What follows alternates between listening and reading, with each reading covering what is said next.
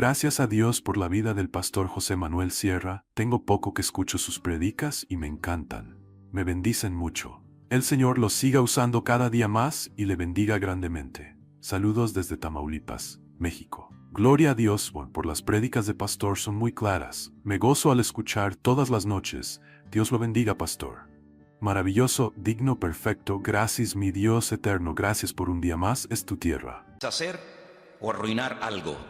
Sinónimos de la palabra desbaratar, desordenar, dilapidar, desorganizar, desarreglar, etc.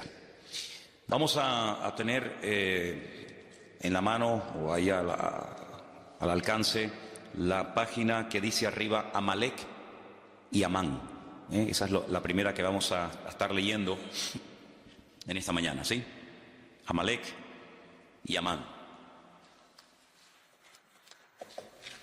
Partimos de la base que Amalek era un pueblo real que existía, que se había arraigado en la tierra de Canaán antes de que el pueblo de Israel viniera de la esclavitud de Egipto. Y Amalek, como vamos a ver en este día, fue el primer pueblo que se atrevió a atacar directamente al pueblo de Israel, pero utilizó una estrategia muy interesante y fue atacarle por la parte de atrás, por la retaguardia. No es el enemigo que se caracteriza por ir de frente, como podían ser otros enemigos de la Biblia, sino que es el enemigo que aprovecha la parte débil, a los cansados, a los enfermos, a los que no pueden ir al mismo ritmo de los demás. Esa es la forma como ataca Amalek, por la espalda, ¿no? Entonces vamos a leer algunas cositas que se dice aquí, y vamos a ir metiéndonos en el estudio de esta mañana. Amalek es esa nación que ha intentado destruir al pueblo de Israel a lo largo de su historia. En términos físicos, Amalek es una nación de individuos que odian a los judíos con un odio violento y mortal. Pero cualquier fenómeno físico tiene una raíz espiritual. Todo fenómeno físico no es más que una fuerza espiritual que se manifiesta en el mundo. Hemos dicho en más de una ocasión que lo natural en muchas ocasiones es un reflejo de lo espiritual. Cuando tú vas, por ejemplo, caminando y ves tu sombra en el suelo, la sombra no eres tú, la sombra es un reflejo de lo que tú realmente eres. Pero lo que vemos es la sombra, pero lo que vemos es un reflejo de lo que no se puede ver, ¿de acuerdo? Entonces, cuando ocurre algo en el mundo natural, el hombre que no tiene el Espíritu de Dios no puede interpretar, no puede leer, ni siquiera se percata de que detrás de ese fenómeno aparentemente normal, algo que ocurrió como producto de la casualidad o como una intervención de la naturaleza, pues él no sabe leer lo que está pasando, ¿no? Detrás de una situación, detrás de una guerra, detrás de cualquier situación. Sin embargo, queremos insistir en esto. Para nosotros los creyentes, los acontecimientos aparentemente normales y naturales de la vida tienen una lectura diferente, una lectura, digamos, también de tipo espiritual, porque lo natural es un reflejo de lo espiritual. Entonces, el apóstol Pablo, que era conocedor de esta gran verdad que estamos diciendo en esta mañana, cuando él escribe la primera carta a los hermanos de la iglesia de Corinto, les dice que cuanta cosa ocurrió en el Antiguo Testamento, desde que salieron de la tierra de Egipto hasta que llegaron a la tierra prometida, dice, todo aquello fue una especie de sombra, todo aquello es un ejemplo natural de lo que está ocurriendo en el mundo espiritual y sobre todo en el tiempo en el cual vivimos nosotros hoy en día. Los enemigos naturales que tuvo que enfrentarse Israel, como los amalecitas, los amorreos, los jebuseos, etcétera, pues simplemente son un ejemplo, un botón de muestra objetivo, visible, de esos enemigos espirituales con los cuales tendría que enfrentarse el pueblo de Dios a lo largo de la historia. El faraón es un tipo de Satanás. Moisés es un tipo de Cristo, el personaje, el instrumento que el Señor utiliza para liberar, para sacar de la esclavitud al pueblo de Israel. La tierra prometida es un ejemplo de nuestra nueva vida en Cristo, de cómo podemos disfrutar de una libertad, cómo podemos servir y conocer al Señor, etcétera, etcétera. Así que todo lo que vamos a estar viendo acerca de Amalek si bien es cierto que ocurrió realmente y hubo un pueblo que existía que se llamó Amalek, Amalek es el tipo. Hay dos figuras de dicción muy importantes en la Biblia, las iremos estudiando Dios mediante ahora en estas clases de hermenéutica que hemos comenzado.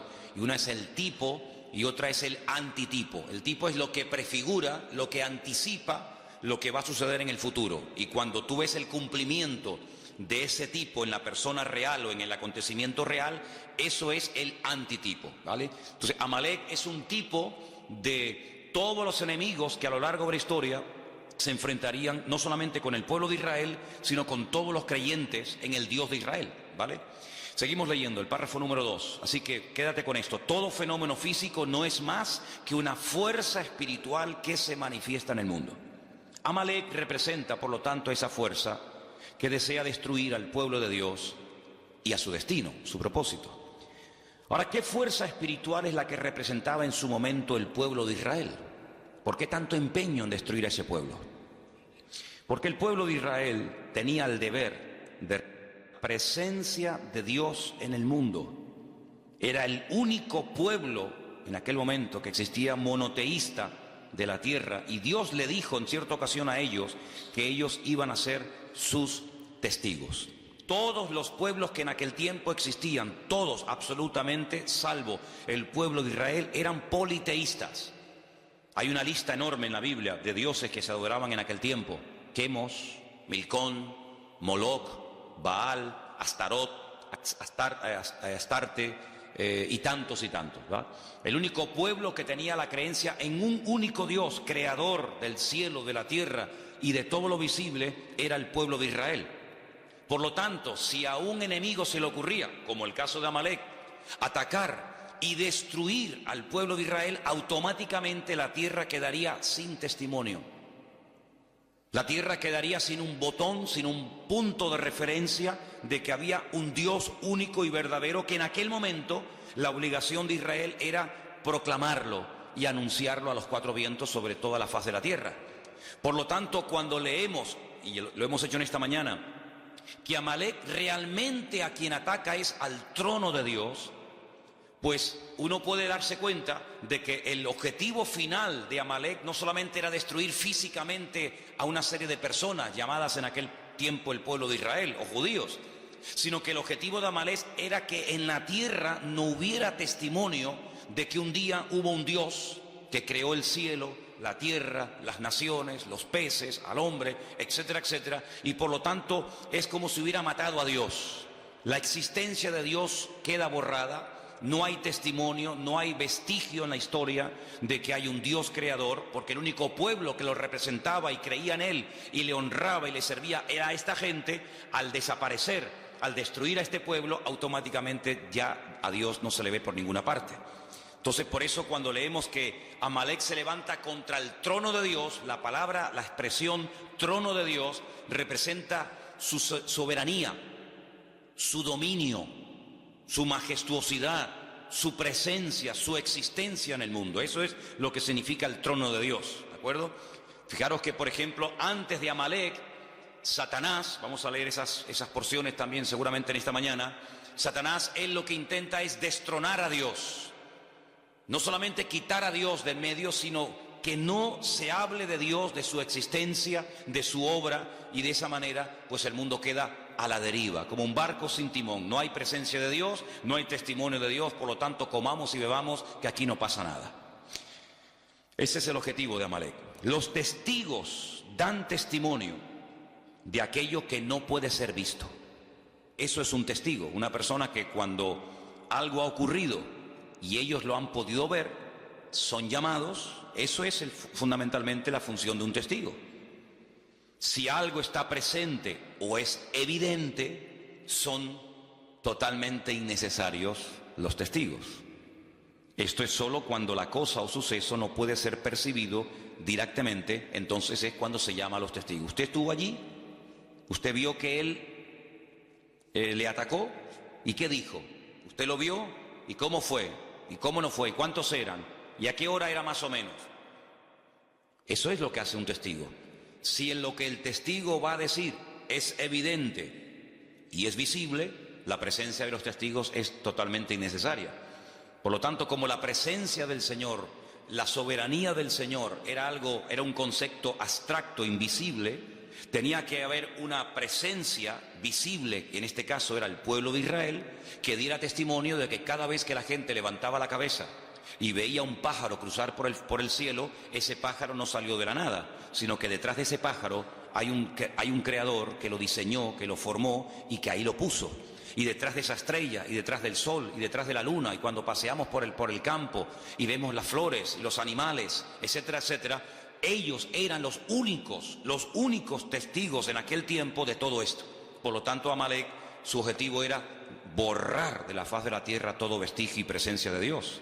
Por lo tanto, de la misma manera, la presencia de Dios no era percibida directamente en el mundo. Por eso el pueblo de Israel, en aquel momento, era el testigo que tenía la tarea de dar testimonio de que detrás de las bambalinas se hallaba la presencia del Señor.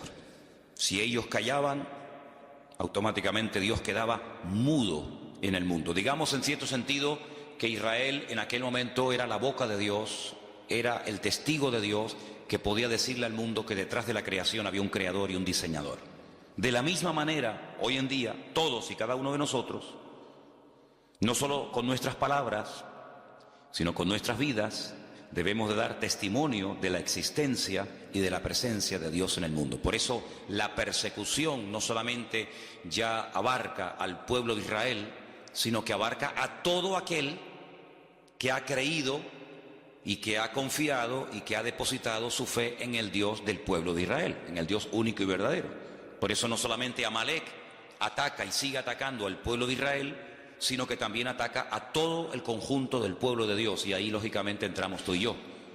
El pueblo de Israel es el único pueblo monoteísta del mundo, es el único pueblo que va de un extremo a otro, o cree en el Dios único y verdadero, el Dios de Abraham, de Isaac y de Jacob, o no creen en nadie. No hay católicos judíos, no hay personas que se abrazan a cualquier otra creencia o religión, o creen o no creen, o son creyentes en el Dios único y verdadero, o son ateos, son paganos y no les interesa absolutamente nada.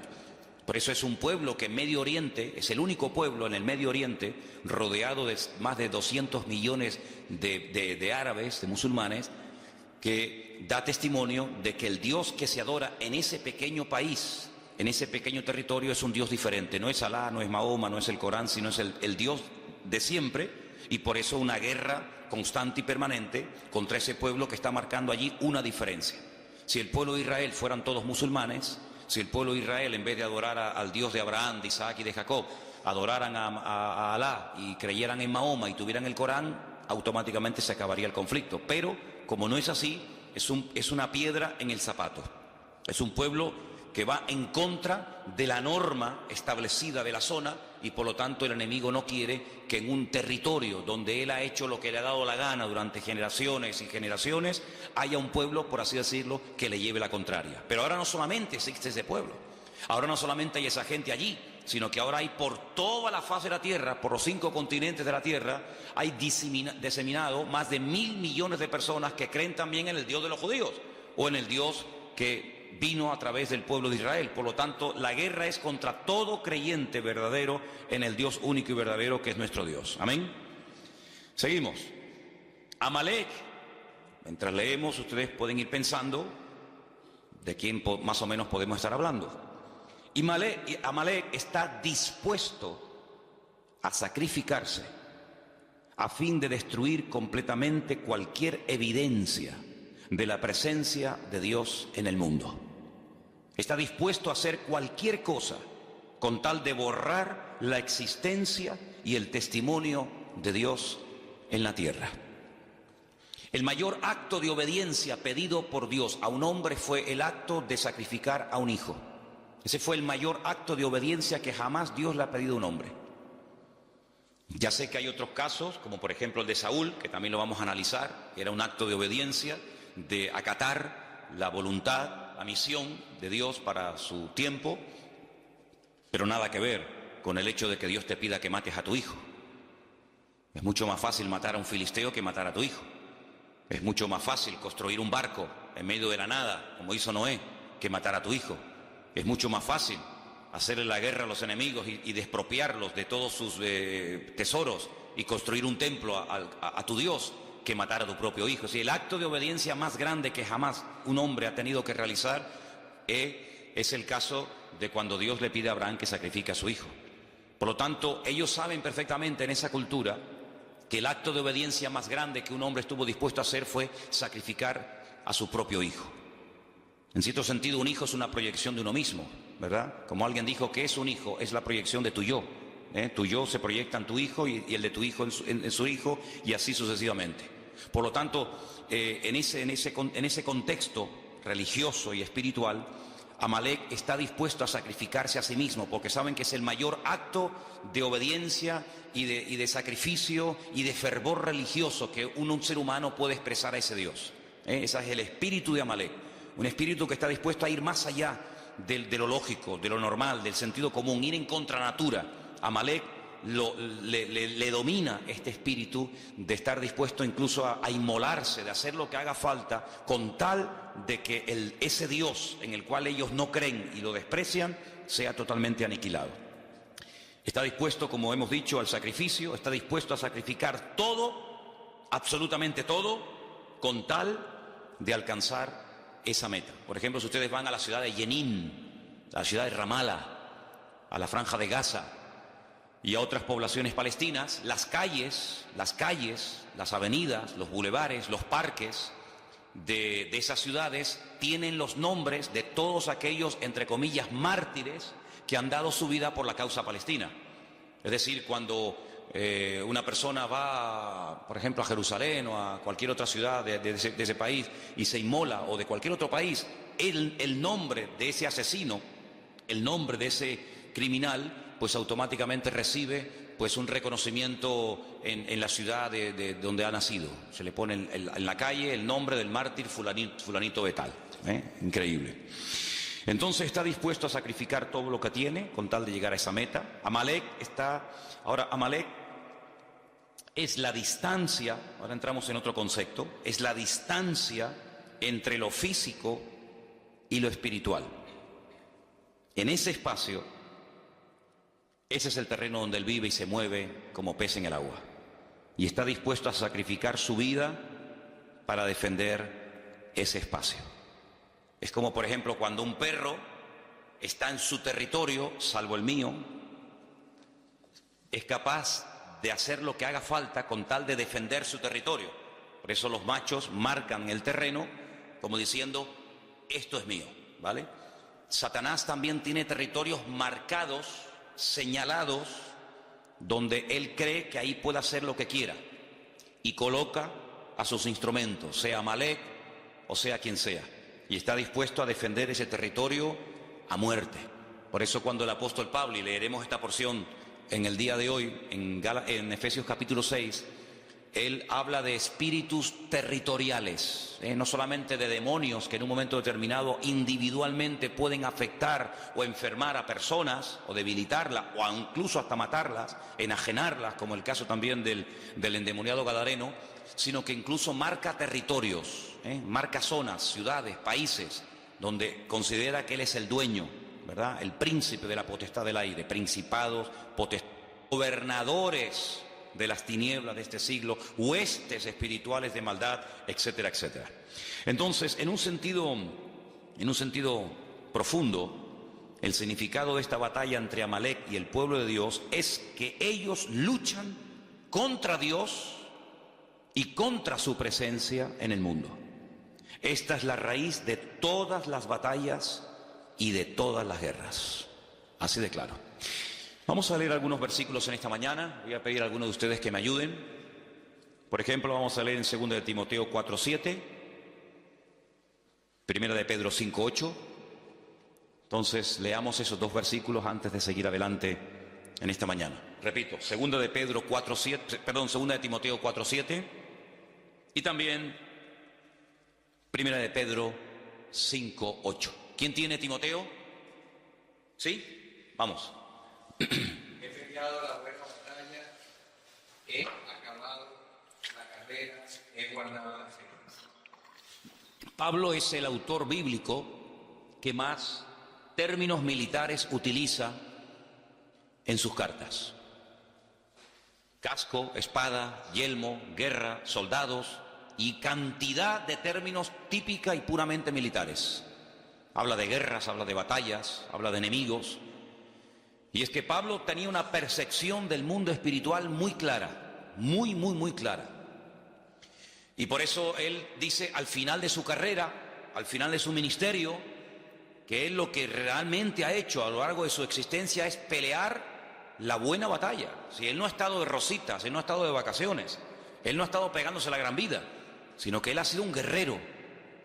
Él llegó incluso a decir, yo traigo en mi propio cuerpo, físicamente hablando, marcas de las pedradas, del martirio, de los zarpazos de los leones, de lanzas, en fin, de tantas y tantas cosas.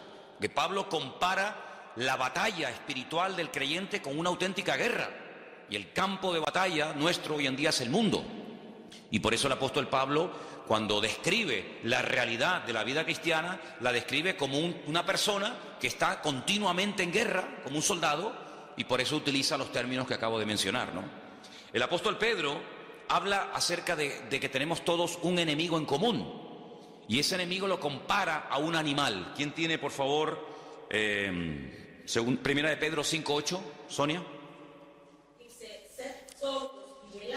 Porque vuestro adversario, el diablo, como león rugiente, anda alrededor buscando a quien devorar. Vuestro adversario es una realidad.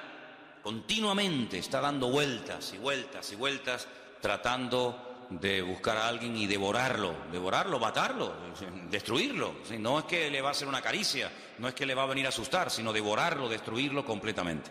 Así como Amalek quería destruir completamente la presencia de Dios en el mundo, representada en aquel momento por el pueblo de Israel, hoy en día Satanás lo que quiere es que no haya testimonio en tu casa de la presencia de Dios, que no haya testimonio en tu barrio, que no haya testimonio en el mundo de que nosotros estamos hoy en día siendo testigos de Cristo, de su resurrección, de su muerte, de su venida, etcétera, etcétera.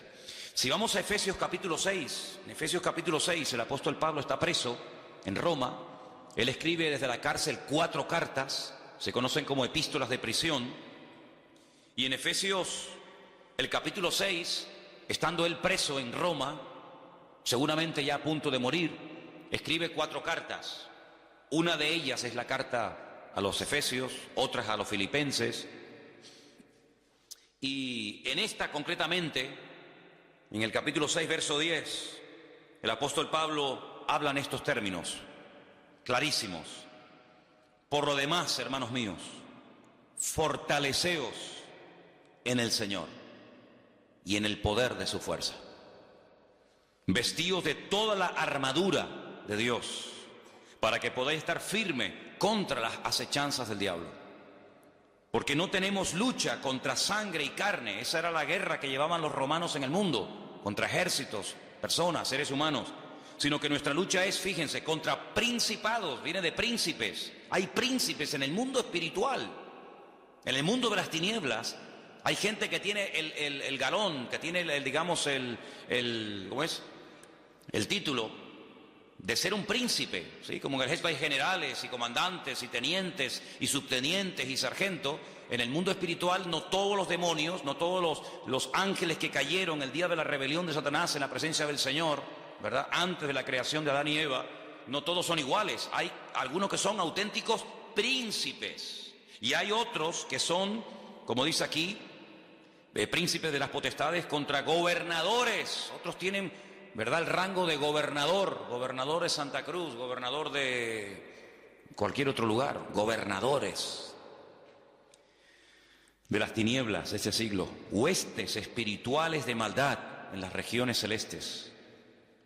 Y ante este panorama, ante esta descripción del mundo espiritual, que no es ciencia ficción ni mitología griega, sino es Biblia, ¿qué podemos hacer? Porque además ellos juegan con una ventaja sobre nosotros, entre comillas, y es que ellos nos ven a nosotros, pero nosotros, salvo raras excepciones, no los vemos a ellos. Entonces, defenderte contra un enemigo que ves, que sabes por dónde viene y por dónde va, pues no es tan complicado. Pero defenderte contra un enemigo que no sabes si está por detrás, por delante, arriba o abajo, pues es mucho más complicado, ¿vale? Entonces, fíjate aquí que el remedio para todo esto es el siguiente: pónganse toda la armadura de Dios. Así de claro. Tomen toda la armadura de Dios. ¿Para qué? Para que podáis resistir en el día malo. En el día bueno no hay que resistir nada. En el día bueno lo que hay es que gozarse. Este es el día que creó el Señor. Gocémonos y alegrémonos en él, decía el salmista. Pero la armadura es para el día malo. Entonces, cuando resistas el día malo, podrás acabar todo y estar firme. Estad pues firmes, ceñidos vuestros lomos con la verdad, vestidos con la coraza de justicia.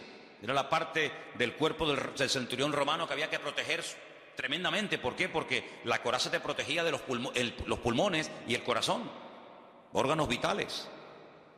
Los calzados los pies con el apresto del Evangelio de la Paz. Napoleón decía que se puede ganar o perder una guerra según el calzado que uses. Es como un rally o como una carrera de motos, una carrera de Fórmula 1. Los expertos saben que el mejor coche del mundo, la mejor escudería del mundo puede perder un mundial por haber escogido mal una rueda. Tenían que haber escogido un tipo de rueda blanda, dura, lo que sea, y se equivocaron y era el mejor coche, como el más poderoso, el más potente, el más cilindrada, pero escogieron mal. Entonces Napoleón decía que tenían que cuidar sumamente el calzado de los soldados romanos, en este caso de los soldados franceses, porque sabía que una guerra se puede perder con un mal calzado. Y el Señor dice que el mejor calzado que podemos utilizar es el apresto del Evangelio. Caminar guiados por la palabra de Dios. Lámparas a mis pies tu palabra, lumbrera mi camino. Sobre todo, todo esto es importante, pero sobre todo, dice aquí, tomad el escudo de la fe. Había dos tipos de escudo, uno que era redondo, que era cuando se estaba de guardia, y un escudo que era muy alto, que te llegaba casi desde la barbilla hasta los tobillos, y era el que se llevaba al combate. Entonces cuando lanzaban las flechas, se lo ponían así y se tapaban y las flechas golpeaban y no caían, ¿no? Él está describiendo un escudo redondo, tremendamente poderoso, que cuando veías venir un dardo de fuego, cuando veías venir una lanza o lo que sea, te cubrías y te protegía cualquier parte del cuerpo. Dice, sobre todo toma ese escudo, para que puedas apagar todos los dardos de fuego del maligno. Tomad el yelmo. El yelmo era como una especie del casco, lo que te protegía la cabeza, los pensamientos, el cerebro, de la salvación, la espada del Espíritu, que es la palabra de Dios. Y algunos dicen, bueno, ya se acaba la armadura. No, hay un elemento abstracto, pero que forma parte vital de la armadura. Lo que le da consistencia a la armadura es el verso 18. Lo que hace que la armadura no se caiga ni te quede grande es lo que dice el verso 18. Orando en todo tiempo, con toda oración y súplica en el Espíritu, velando en ello con toda perseverancia por todos los santos. Y Pablo era una persona muy preparada, muy competente, con un conocimiento alucinante del Señor, tanto teórico como práctico, pero él sabía que sin el respaldo de la oración no podía ir ni de aquí a la esquina, porque él llegó a decir que no tenemos que ignorar las maquinaciones del enemigo. Él fue el que dijo aquella frase que todos conocemos, ¿no? Que Satanás es capaz incluso hasta de disfrazarse y te hace creer que te estás entrevistando o te está trayendo un mensaje, un ángel de luz, un ángel del Señor, y resulta que te está hablando un demonio, ni te enteras. Entonces Pablo dice, hay que orar para que el Señor nos dé discernimiento y para que no nos dejemos seducir ni arrastrar por sus mentiras y por sus engaños, ¿verdad? Así que toda esta guerra espiritual que Pablo describe la podemos ver en lo físico y lo podemos ver en lo natural, sobre todo en este enemigo terrible que es el pueblo de Amalek. Sigamos leyendo la segunda página. Dice que Amalek significa tinieblas y el florecimiento del mal. Ahí es donde Amalek se mueve como pez en el agua, en la oscuridad, en la ignorancia, en las tinieblas. El fin de Amalek significa la destrucción del abismo, del distanciamiento entre Dios y el mundo, pero también la restauración de la cercanía que revela la presencia y la obra de Dios por medio de Cristo en el mundo. Mientras estemos en esta vida, estaremos en guerra. Mientras estemos vivos, tenemos que estar velando y orando, como se decía en esta mañana, porque no estamos aquí de paseo, sino estamos aquí para dar testimonio, estamos aquí para hacer luz, para marcar una diferencia, y Satanás va a hacer todo lo posible por evitar que nosotros cumplamos con nuestro objetivo. Ahora, volvamos a la porción de Éxodo en esta mañana, porque una de las cosas que tenemos que tener presente en nuestra vida cuando estudiamos un pasaje es ver de dónde viene esa historia, cuáles son los capítulos anteriores. Y vamos, por ejemplo, Estamos en Éxodo, ¿verdad? Vamos al capítulo 15. En Éxodo capítulo 15, ustedes se van a dar cuenta de que uno de los problemas que generalmente, de vez en cuando, Israel tenía era falta de agua. Ellos estaban en pleno desierto. El agua en el desierto es oro. Por lo tanto, cuando faltaba el agua, el problema era terrible. El estado de ánimo de la gente cambiaba. La gente era diferente cuando había agua que cuando no había agua. La murmuración ni aparecía en el campamento mientras las necesidades materiales, sobre todo de agua, estaban cubiertas. En el momento en el que faltaba agua, o en el momento en el que faltaba comida, en el momento en el que lo material faltaba, automáticamente la espiritualidad del pueblo pegaba un bajón, surgía la carnalidad, y aquella gente que hace 2 días estaban alabando a Dios después de cruzar un mar y profetizando y glorificando al Señor, se olvidaban de todo aquello simplemente, digo simplemente entre comillas, cuando faltaba el agua. Por eso ustedes van a darse cuenta de lo valorado, del valor tan grande que tenía el tema del agua. La mayoría de los salmos donde aparece la palabra agua se escribieron en el desierto. Por ejemplo, el número 1, bienaventurado el varón que no anduvo en consejo de malos, y habla de cómo será como un árbol plantado junto a corriente de agua. Mi alma tiene sed del Dios vivo. Y tantos salmos que hablan del agua era un elemento tremendamente valorado. Bueno, pues en el capítulo 15, del versículo 22 al versículo 27, encontramos una parada de las tantas que hizo el pueblo de Israel antes de llegar a la tierra prometida. Encontramos una parada donde encontraron agua. Sí, había agua, pero no se podía beber. Entonces, ¿para qué la queremos? Ellos se pararon en un lugar que en hebreo se llama Mará. Mará significa amargura. Vamos a leer el pasaje para que nos demos cuenta qué cosa tan interesante ocurrió aquí. Hizo Moisés que partiese Israel del Mar Rojo. Salieron al desierto de Shur, anduvieron 3 días por el desierto sin hallar agua. Llegaron a Mará y no pudieron beber las aguas de Mará porque eran amargas. Por eso le pusieron el nombre Mará, amarga. Entonces, ¿qué ocurre? Ese pueblo que salió cantando, danzando y profetizando del Mar Rojo comienza a murmurar contra Moisés y le dice: ¿qué hemos de beber? Moisés clamó al Señor y el Señor le mostró un árbol, lo echó en las aguas y las aguas se endulzaron, y allí le dio estatutos y ordenanzas y allí los probó. Eso es lo importante. Esto es una prueba. Yo quiero ver cómo reacciona el pueblo ante la primera. Esta es la primera dificultad con la que se encuentra Israel cuando sale de Egipto.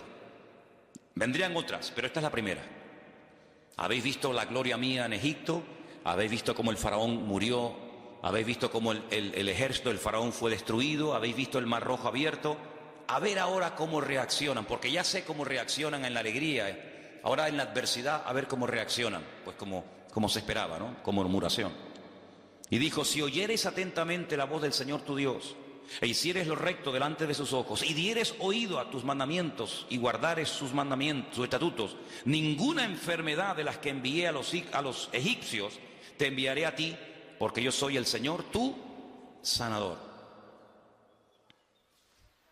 Llegaron a Elim, donde dice que había 12 fuentes y 70 palmeras, y acamparon allí junto a las aguas. Si los lleva a Mará, no pueden beber el agua, es amarga.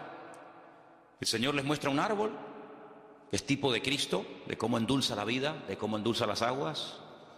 Allí los prueba, le da estatutos, le da leyes y dice: ok, ya veo cómo reaccionan cuando no tienen agua. Vamos a otra parada, los lleva a Elim, y en Elim dice que había, hasta el día de hoy, en Elim siguen habiendo las palmeras que menciona aquí, 70 palmeras y 12 fuentes de aguas.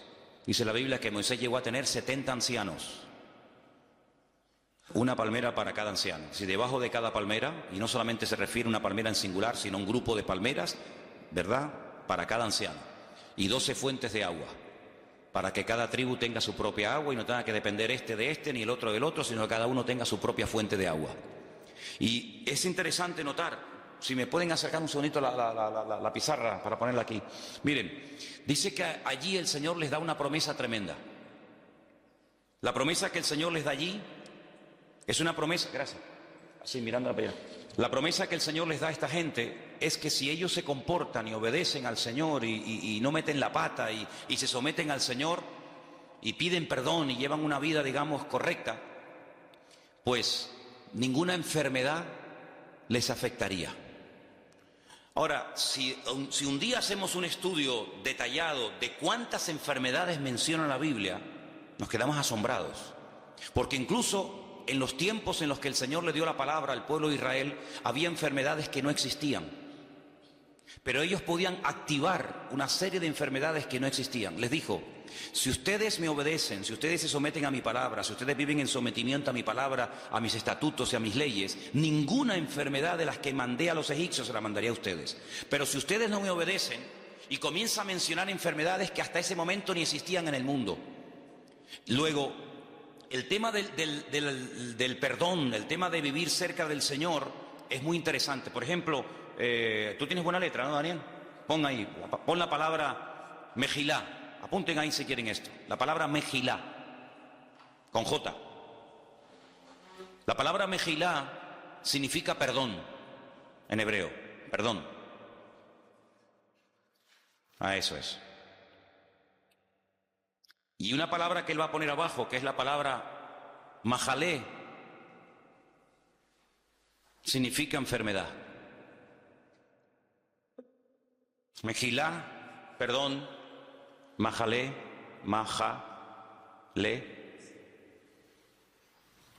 enfermedad.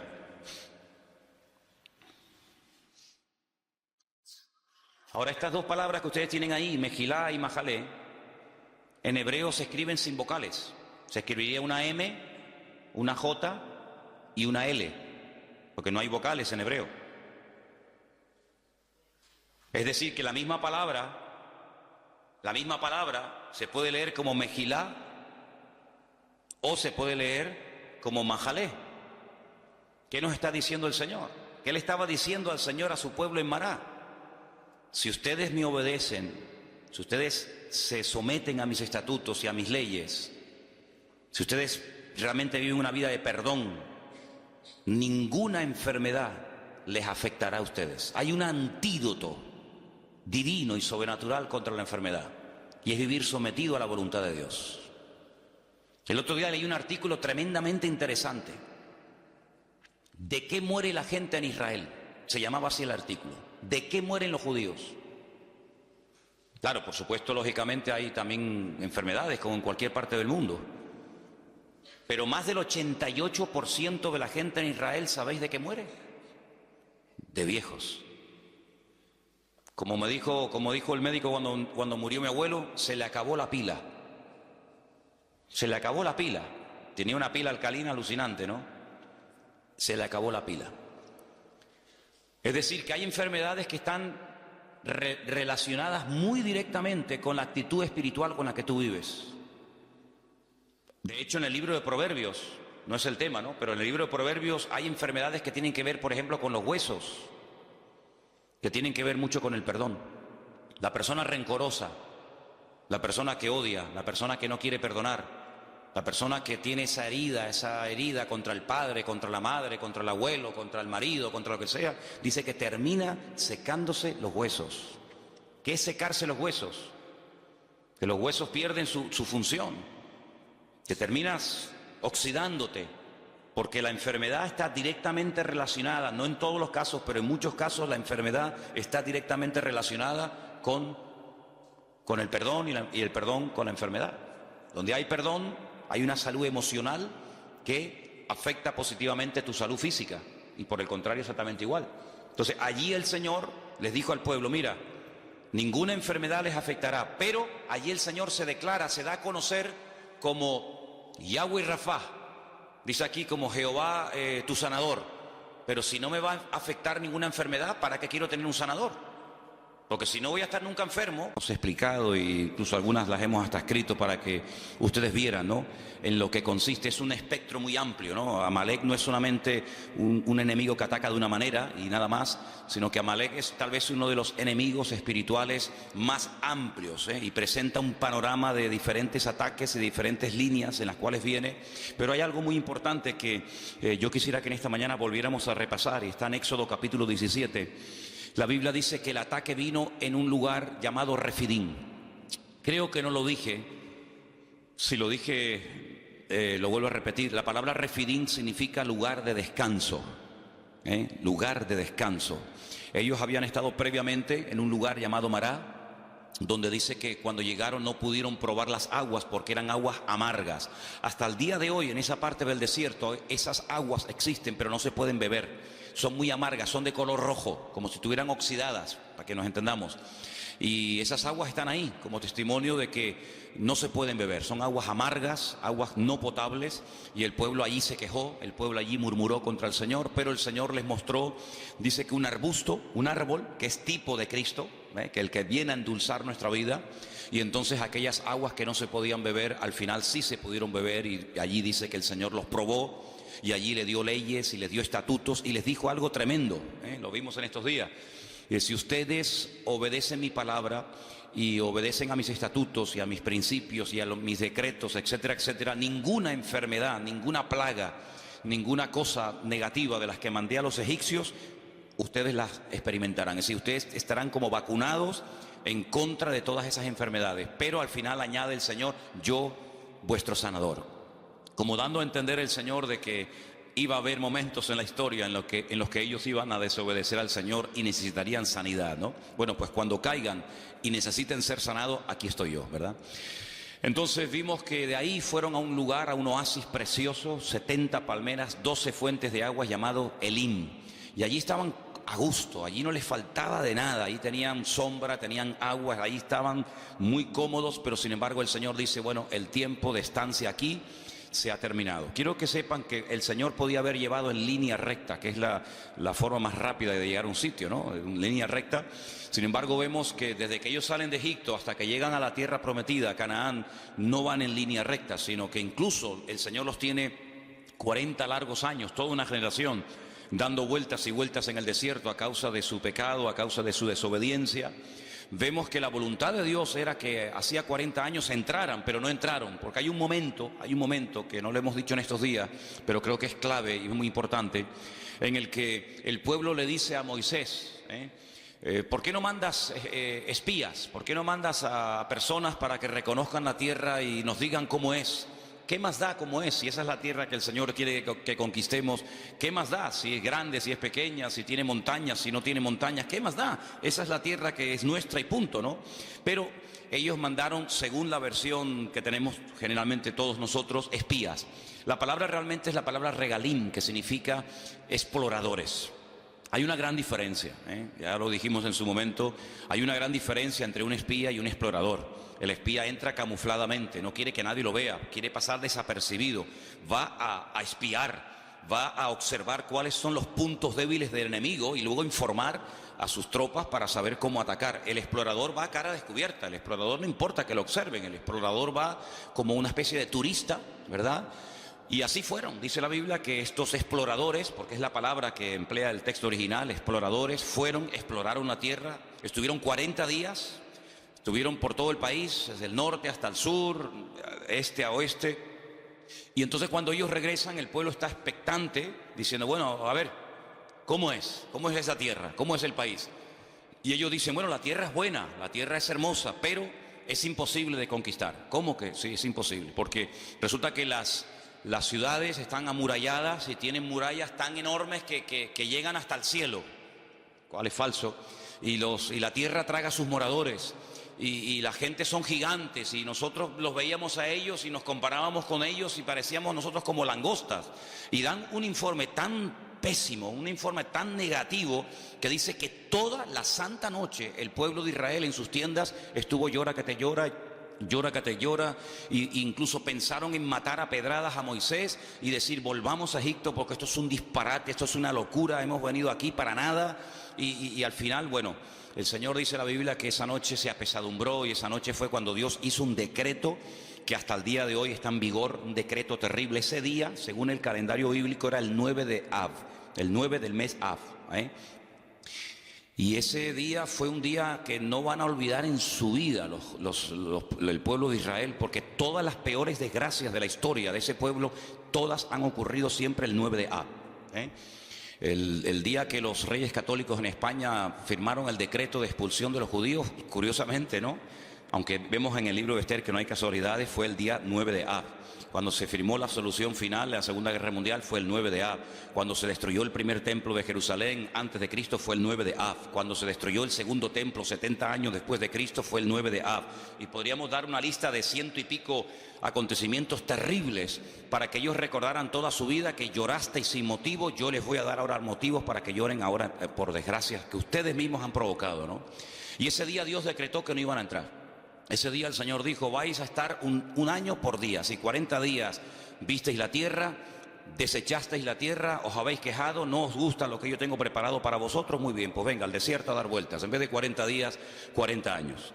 Y todos aquellos de 20 años para arriba que salieron de Egipto, que vieron la gloria del Señor, que vieron milagros tremendos, dice que ninguno de ellos iba a entrar salvo dos, Josué y Caleb, que también fueron dentro de ese grupo de los 12 exploradores, pero ellos no se quejaron. Dice, por ejemplo, que Caleb fue hacia una región donde estaban enterrados los patriarcas, la ciudad de Hebrón. En aquel tiempo se llamaba Kiriat Arba. Kiriat significa pueblo, Arba significa cuatro. El pueblo de los cuatro gigantes o de los cuatro principales. Y es que en aquel lugar hay una cueva que compró Abraham en su día, y se llama la famosa cueva de Macpela. Macpela significa la cueva de las parejas, Está en la ciudad de Hebrón.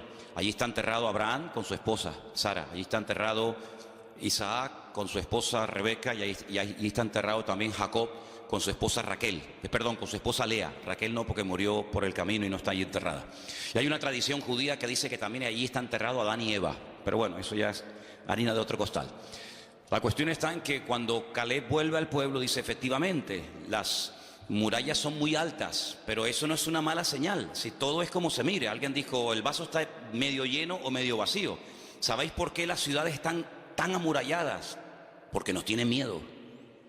Porque si no nos tuviera miedo, vivirían sin murallas, vivirían sin protección, vivirían sin torres de vigilancia. Pero como nos tienen miedo, han construido enormes murallas porque nos tienen miedo. Así que no se lo tomen por lo negativo, si lo tomen por lo positivo, ¿vale?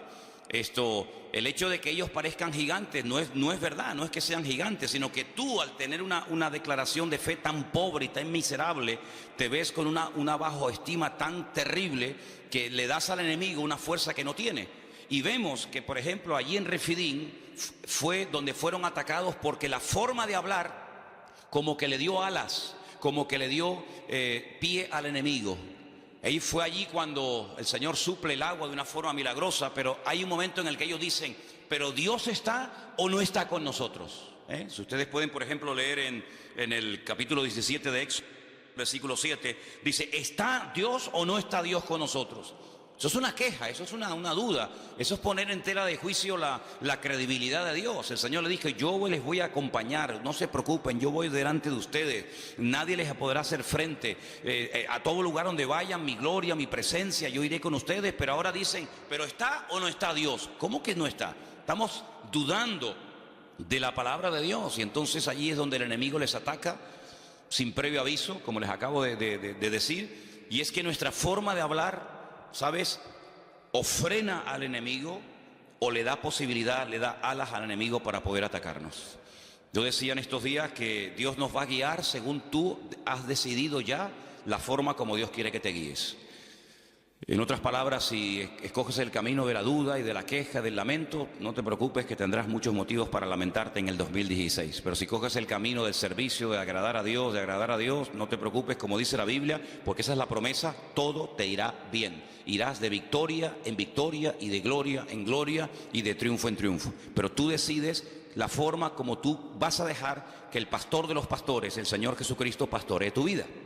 Así que allí Amalek les ataca, y les ataca por la parte de atrás, donde dice que estaban los cansados, los trabajados, como dice la Biblia, los débiles, Y hay una traducción, una posible traducción que también se le podía haber dado a estos dos términos hebreos, y es a los que tenían miedo del futuro. Y tal vez dice, bueno, yo no estoy cansado, yo no estoy trabajado, yo no estoy extenuado, yo no estoy asfixiado, pero tengo ciertos temores. ¿Conseguiré trabajo? ¿No conseguiré trabajo? ¿Saldré de la crisis? ¿No saldremos de la crisis? ¿Qué pasará con el futuro de España? Esa actitud es una actitud que le da alas al enemigo, porque el pueblo de Dios tiene que hablar en fe y vivir en fe. Y hasta que no cambiemos nuestra forma de hablar, no vamos a poder cambiar nuestra forma de vivir. Y hasta que no cambiemos nuestra forma de vivir, no vamos a poder ver cosas grandes y maravillosas en nuestra vida. Albert Einstein dijo en cierta ocasión algo tremendo, y él dijo, si estamos continuamente haciendo lo mismo, no vamos a poder ver cambios y cosas diferentes. Si seguimos hablando igual, orando igual, creyendo igual, comportándonos igual, no vamos a ver cosas diferentes en nuestra vida. Por lo tanto, nuestra forma de hablar es un imán que atrae la bendición de Dios o que la aleja y que la espanta. Entonces, aquellos espías, aquellos exploradores, cuando volvieron, dijeron, sí, la tierra es buena, la tierra es maravillosa, pero vamos a ver, ¿es buena o no es buena? ¿Es la tierra que el Señor nos ha dado o no es la tierra que el Señor nos ha dado? Fíjate que dice que entre dos hombres, eso es algo increíble, pero es real. Entre dos personas tuvieron que ayudarse el uno al otro para poder traer un racimo de uvas. ¿Y cuánto pesaba cada uva? Serían así como se las coge Trotsky y las revienta todas, ¿no? Dos hombres para coger un racimo de uvas. Muchachos, pero con cada uva hacías así y te hacías un litro ahí de zumo, ¿no? Algo increíble. Y se dieron cuenta de que la tierra era impresionante, la tierra era rica, era fértil. Pero había condiciones que ellos tenían que tener en cuenta. El Señor les dijo, mira, cuando ustedes vivían en Egipto, el agua nunca faltaba, porque tenían el río Nilo, que por cierto dice la Biblia que en los últimos tiempos se secará. La lengua de Egipto se secará. Dice, pero a la tierra a la que yo voy, a la tierra a la que ustedes van y yo les envío, es una tierra que les mandará en su momento la lluvia temprana y la lluvia tardía en base a la forma como ustedes vivan y en base a la forma como ustedes hablen.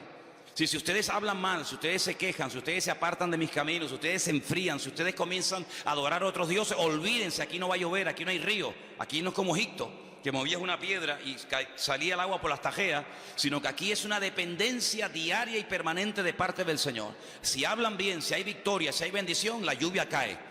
Pero si ustedes, de las enfermedades de los distintos miembros del cuerpo, bueno, yo dije que hay enfermedades, como dice por ejemplo Proverbios, que trae dolencias a los huesos, pero muchas enfermedades de la piel, muchas enfermedades cutáneas, cuando tú vas a los libros del Antiguo Testamento, son producidas por una incorrecta forma de hablar. ¿Vale? Entonces vimos cómo la palabra perdón y la palabra enfermedad en hebreo es la misma, aunque se pronuncia un poquito diferente, porque hay una relación entre algunas enfermedades y una falta de perdón o una mala actitud o una forma incorrecta de hablar, ¿verdad? Cuando Aarón no está contento con su posición como sumo sacerdote y en vez de él ejercer su función le da demasiado libertinaje y demasiada rienda suelta a sus hijos, se produce un caos y un desastre en el campamento, hasta el punto que la Biblia dice que se tiene que abrir la tierra y tragar y murieron sus hijos, y el Señor le dijo, y dile a Aarón que no llore por la muerte de sus hijos, y le prohíbo ir al funeral y al entierro de sus hijos. Y es una cosa tremenda, porque cuanto más arriba uno sube, cuanto más autoridad y cuanto más peso espiritual tiene una persona sirviendo al Señor, lógicamente más serán las exigencias que el Señor le pide de ellos.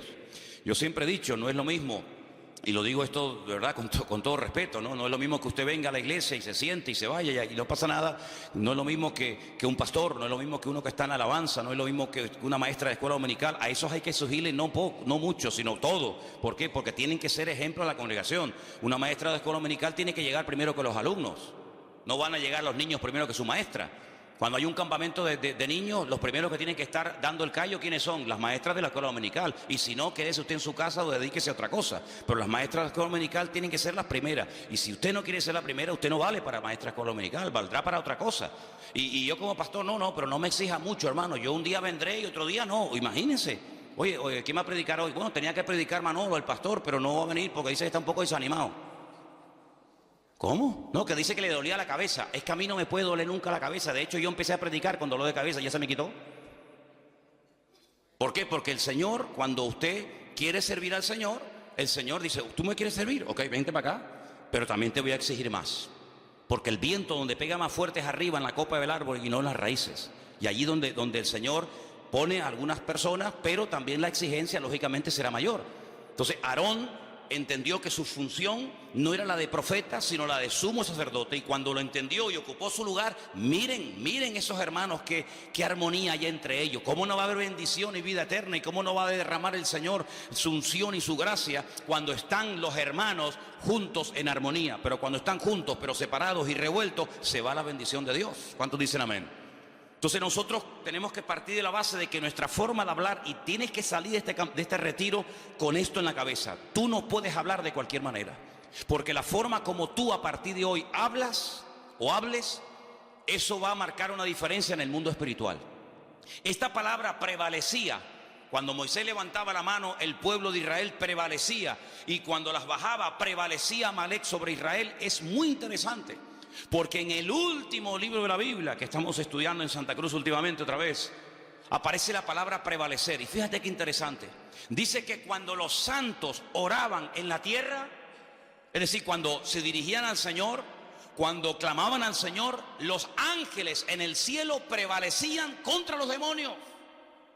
Es decir, cuando la iglesia toma su posición de autoridad, cuando la iglesia emplea el poder de la lengua, pero no para dañarse, no para cuestionar, no para criticar o para murmurar o lamentarse, sino que emplea el poder, el instrumento de la voz, de las palabras, para dirigirlas al Señor, eso como que le da fuerza a los ángeles y le da fuerza en el mundo espiritual para que el enemigo lo podamos tener a raya.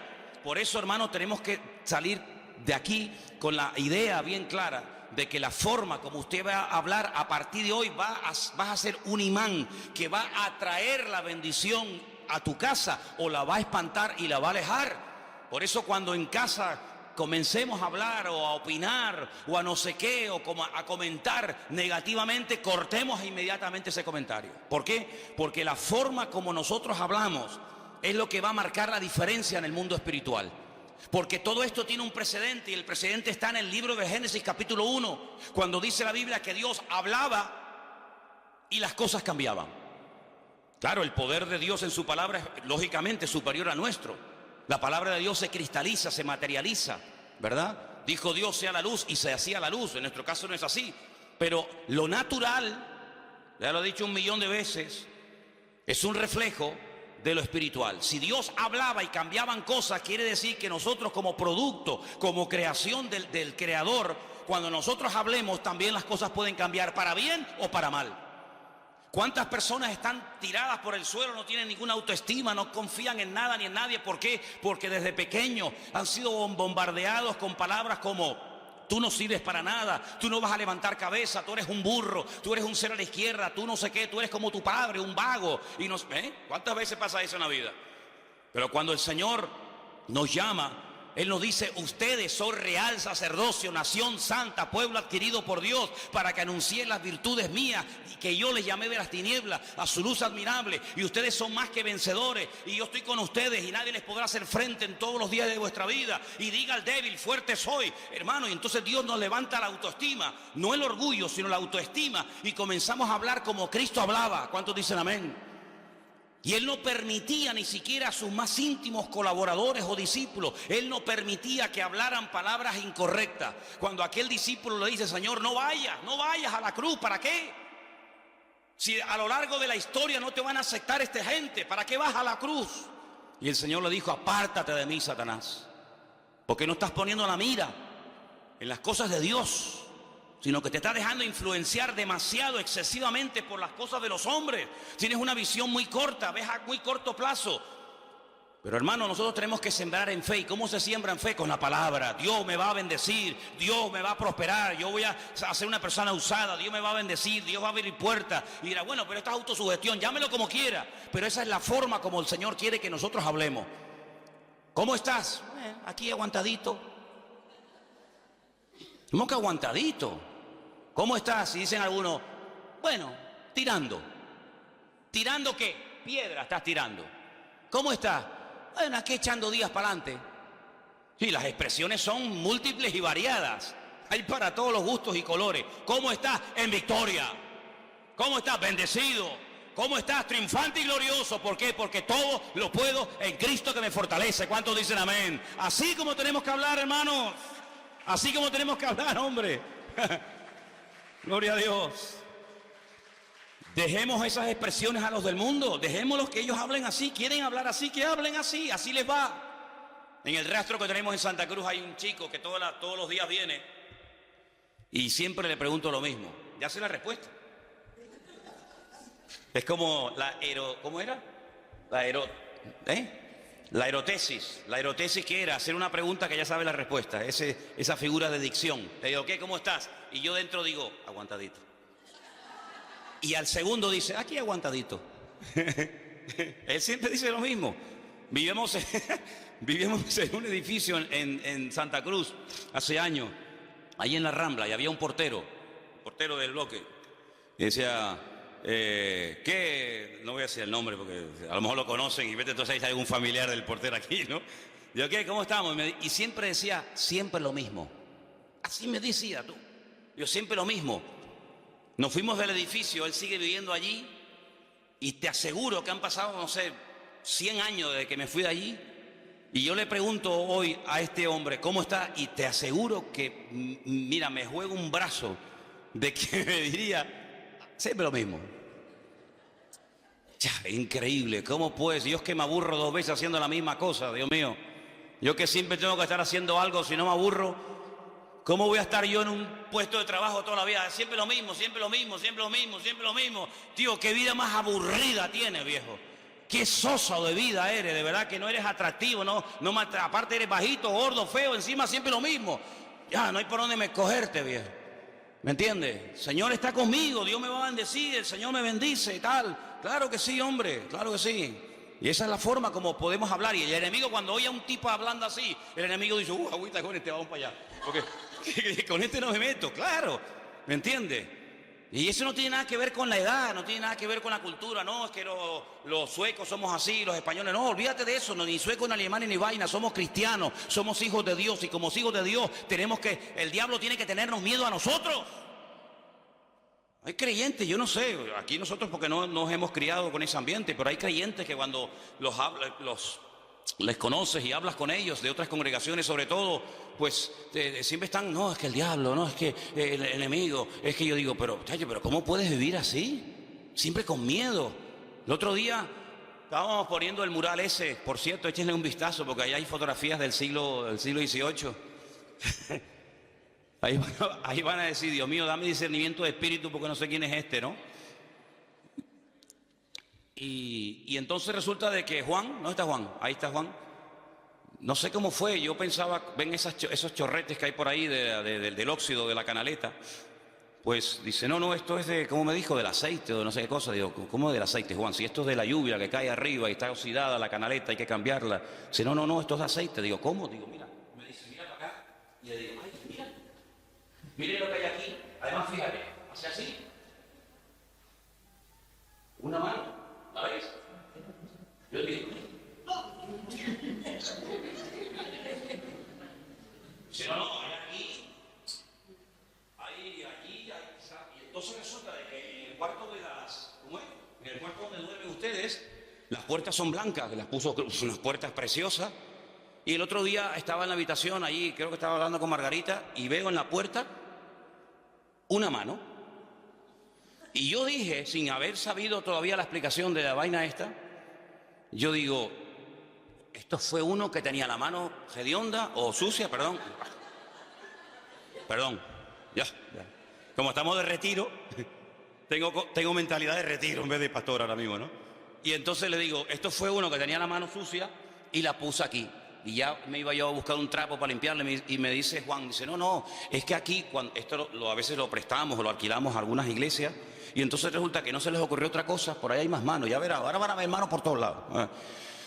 Y dice, no, vinieron aquí unos hermanos y no se les ocurre otra cosa que meter las manos en aceite y ponerse por todas las paredes, ungiendo y bendiciendo las paredes. Y yo digo,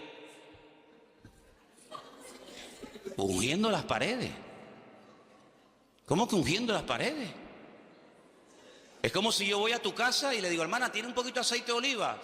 Sí. Ven a ungir en la casa y te mancho todo el salón. Hermano, nosotros no podemos tener esas supersticiones. Yo me acuerdo hace años había aquí un matrimonio en el Toscal, que cuando fuimos un día a su casa y lo veo con un bote de aceite ungiendo la jaula del canario.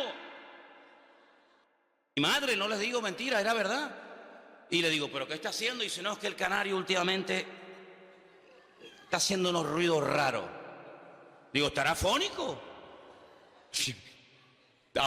¿Habrá aprendido el cántico? Digo, ¿pero cómo va a ungir usted la jaula de un canario, hombre? Con lo caro que está el aceite, hombre. Entonces, hermano, vamos a ver, el aceite en la Biblia se utilizaba todo, pero mire, nosotros tenemos un Dios que nos cuida hasta cuando cerramos los ojos durante la noche. No es prueba evidente que cuando estoy dormido y no me entero de nada, el Señor me está guardando. Dice, el ángel del Señor acampa alrededor de los que le temen y los defiende. Por lo tanto, yo tengo que ir por la vida con la seguridad de que el Señor está a mi lado y que nadie podrá contra mí, a menos que el Señor se lo permita. ¿Y sabe cuándo el enemigo tiene autorización, entre comillas, para atacarme y para zagrandearme? Cuando bajo la guardia, cuando estoy en desorden, cuando me enfrío, cuando me aparto del Señor, cuando empiezo a pensar y a hablar tonterías. Pero mientras yo esté hablando correctamente, mientras mi fe y mi mirada esté puesta en el Señor está conmigo como poderoso gigante. Y aunque un ejército acampe contra mí, no temerá mi corazón, porque el Señor es mi luz y mi salvación y no va a pasar nada. Porque esas son las promesas del Señor. Y tenemos que creer en las promesas del Señor, hermanos, y no tener ningún temor. Hay una historia en la Biblia que yo la he leído y compartido infinidad de veces con ustedes. Y es esa historia cuando el profeta Eliseo está en una casa y resulta de que le dicen al enemigo, le dicen al ejército contrario, tú sabes por qué tú pierdes todas las batallas, tú sabes por qué todas las estrategias te salen mal. ¿Tú sabes por qué cuando vamos a atacar por un lado nos están esperando? Y cuando dice, bueno, pues ataquemos por el otro lado, nos están esperando. ¿Tú sabes por qué? Dice, no. Dice, porque en Israel hay un varón de Dios. Y lo que tú hablas en secreto, Dios se lo revela a él. Así que da igual si lo vas a atacar por la derecha, por la izquierda, por arriba, por abajo, de noche o de día. Todo te va a salir mal porque el Señor pelea con esa gente. Y este general o este rey dice, pues matemos a este hombre. Matemos a este hombre y se le acaba la fuente de información. Dice, vamos. Dice la Biblia que rodearon toda la casa del profeta Eliseo y no venían para contarle el cuento de Caperucita Roja, hermano. Venían para matarlo. Y entonces Eliseo tenía un colaborador, un ayudante, llamado Giesi. Nombre más feo. Así se llamaba, Giesi. Y Giesi sale fuera y cuando levanta la mirada, vio toda la casa rodeada de soldados que venían a matarlos. Y se mete para adentro muerto de miedo y dice, de aquí no salimos. Estamos rodeados de enemigos. Este es el último día de nuestra vida. Y el profeta Eliseo sale afuera, mira así, dice, tranquilo, no te preocupes. Más son los que están con nosotros que los que vienen contra nosotros. Y ese quiere un pedazo de carne, porque era carne. Le dice, ¿quién está con nosotros? Si hasta el perro salió corriendo. ¿Quién está con nosotros? Dice, Señor, abre los ojos para que vea. Y dice que cuando el Señor le permitió ver con los ojos de la fe, dice que vio millones de ángeles, la gloria del Señor estaba rodeando la casa y le dijo, yo te lo dije, aunque tú no lo veas porque tu forma de hablar impide que la revelación de Dios venga a tu vida. Tú no te das cuenta que hay una protección sobre nosotros y no solamente hay una protección personal, sino mira ahora, Señor, en el nombre de nuestro Dios, del Dios de Abraham, el Dios de Isaac y el Dios de Jacob, haz justicia. Y todos los que venían contra ellos se quedaron ciegos. Y tuvo que ir a Eliseo y le dijo, ¿a quién vienen a buscar? Y dice Eliseo, ven que yo les llevo. Y hace así, los llevó a todos y los sacó fuera de la ciudad. Y le dice, ahora abren los ojos y que se manden a mudar todos estos. Ese es nuestro Dios, hermanos, un Dios que nos ha prometido siempre protegernos, sanarnos, bendecirnos, restaurarnos, ayudarnos. No hay nada que el Señor no pueda hacer en nuestra vida, pero necesita, entre comillas, que nosotros aprendamos a ocupar nuestro lugar y hablar adecuadamente. ¿Cuántos dicen amén? En cierto sentido podemos colaborar. Sí, podemos colaborar, en este caso era con Moisés, pero podemos colaborar incluso con personas necesitadas que podemos ayudarles a que depositen su fe y su confianza en el Señor. Vamos a ir al Evangelio según San Marcos. Que Dios bendiga a nuestro hermano Marcos, amén. Gloria a Dios. Marcos capítulo 2. Es una historia, un mensaje muy conocido, donde vemos cómo nosotros en un momento determinado podemos ayudar a otras personas, hasta ayudarles a crecer y que esas personas después caminen solas. Marcos capítulo 2, versículo 1 dice que Jesús entró otra vez en Capernaum. La palabra Capernaum es Cafernaum. Cafer en hebreo significa pueblo. Naún es el nombre del profeta Nahum. Entró al pueblo del profeta Nahum. Y después de algunos días se oyó que estaba en casa.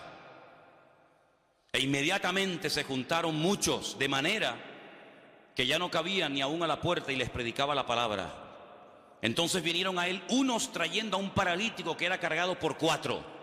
Pobre paralítico, no podía moverse, aunque quisiera, no podía. Estaba ahí inmóvil.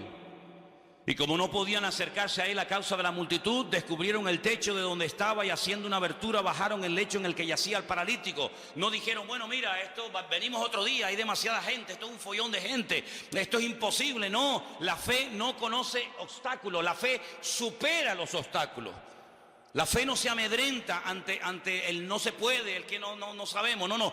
Si no podemos por la ventana, por la puerta. Y si no por la puerta, por el techo. Y si no, hacemos un túnel y lo metemos por abajo. Pero de aquí no nos vamos, porque esta es la oportunidad que hoy Dios nos está dando.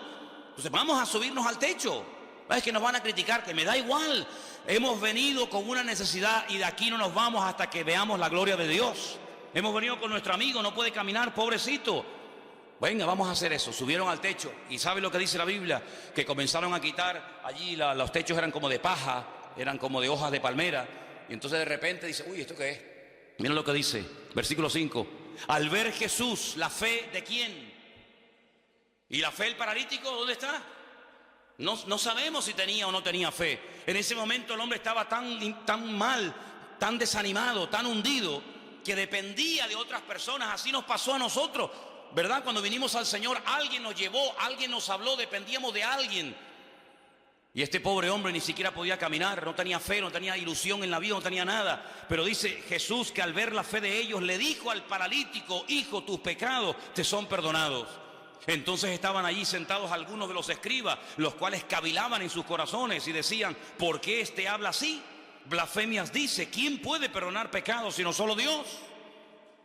Y conociendo luego Jesús en su espíritu que cavilaban de esta manera dentro de sí mismo, les dijo, ¿por qué caviláis así en vuestros corazones? ¿Qué es más fácil? No dijo que es más difícil, sino que es más fácil.